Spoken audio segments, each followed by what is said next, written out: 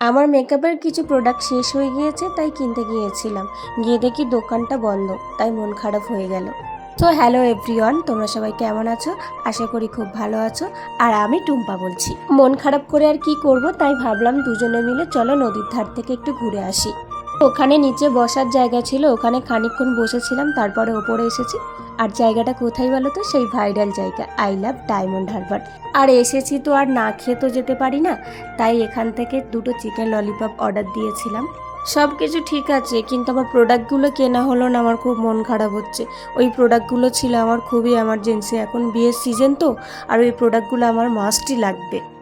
But পেলাম না, আর কি করব, কিছু করার নেই। তাই ওখান থেকে খাওয়া দাওয়া করে আমি একটু এখানে একটু ঘোরাঘুরি করছিলাম। দেখো আই লাভ ডায়মন্ড হারবার কেমন দেখাচ্ছে। রাত্রেবেলা আসতে এখানে একটু বেশি ভালো লাগে, কারণ দিনের বেলা খুব একটা ভিড়ভাড় থাকে না বা দোকানপাট বসে না তো। সো যাই হোক, আমার বাড়ি যাওয়ার সময় হয়ে এসেছে, তো এবার বাড়ি যাব। তো আমার ভিডিওটা কেমন লেগেছে অবশ্যই তোমরা লাইক কমেন্ট শেয়ার করে জানাবে। দেখা হবে আবার নেক্সট ভিডিওতে। আল্লাহ হাফিজ সবাইকে।